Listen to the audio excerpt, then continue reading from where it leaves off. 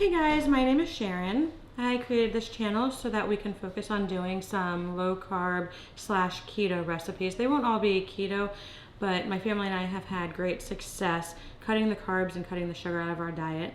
I lost 60 pounds in about 5 months. My husband lost 70 pounds in about 5 months. And a lot of people have this misunderstanding that it costs so much money to eat healthy foods and that it takes so long. Well, we're business owners that we work 6 days a week. We have 3 kids, including a newborn who's 4 months old. And if we can do it, anybody can do it. Today we'll be doing cookie dough keto bombs. A keto bomb is basically a fat and protein kind of dessert that will help sustain you and keep you full. They're sweet, so it kind of helps curb the craving for something sweet without having tons of sugar. We'll be using Swerve. So the recipe, I'm just gonna read off so you guys can hear it now, but it will be posted. It's 8 ounces of cream cheese, 6 tablespoons of peanut butter. I'll be using Legendary peanut butter, but you can use any kind that you want. It doesn't have to be anything specific. A third cup of sugar-free chocolate chips. Lily's makes really good sugar-free chocolate chips. And then a third cup of Swerve, 3 tablespoons of butter, and then vanilla. So it should be really easy to make. I haven't made them yet, so hopefully they taste really good. And I've got 2 taste testers in the family that are gonna try them. So this is Joey. Joey's been doing low carb with us as well. He's down 10 pounds. Awesome. So he'll probably love to try it as well. We're going to start with the cream cheese. We're doing 8 ounces of cream cheese. Let it come to room temperature for a few minutes first. Next, we'll add in our butter. And then we'll do the chocolate chips, the sugar, 1 teaspoon of vanilla. I'm going to be honest with you guys. I never really measure. But for the sake of the video, I'm gonna measure out 1 teaspoon. Measuring spoons. Okay, so 1 teaspoon and apparently 2 drops for good measure. And then this will be the fun part. Every time you do tablespoons of peanut butter, it's probably not gonna be accurate, but it'll probably still taste really good. So. Even with the oil in there? Yeah, that's what peanut butter does. Okay, so this one is a tablespoon. That's hard peanut butter. My measuring spoon's probably gonna break inside of here. This looks like it's about 1 tablespoon.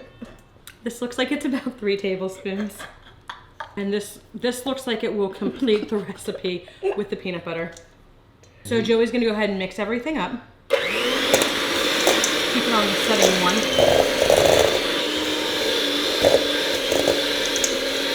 Clearly I'm not good at this.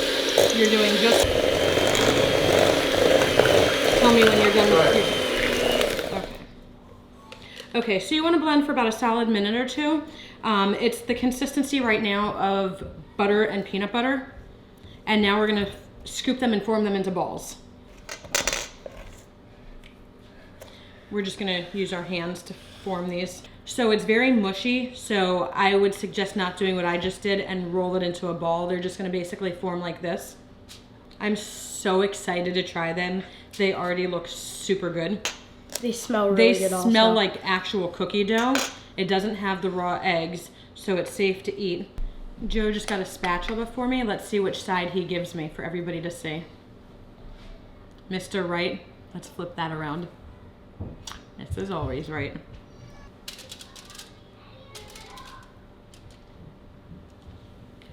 All I want to do is lick my fingers right now. It smells so good. But for the sake of this, I'm just going to stick them in the freezer. You'll want to leave them in the freezer. We'll let you know how long after we stick them in there in trial and error. We're back. We determined that about 15 minutes is the perfect time to keep them in the freezer. So now I've got a few taste testers. Trinity's opinions don't count because she's super picky. And she's but it basically is like cookie dough, so we might be surprised and she might really like it. But we're gonna give her the smallest one, and if she doesn't like it, she'll just pass it to Joey. Try it. It's got chocolate chips. It's delicious. No. I don't like chocolate chips. Okay, so she doesn't count. Go ahead.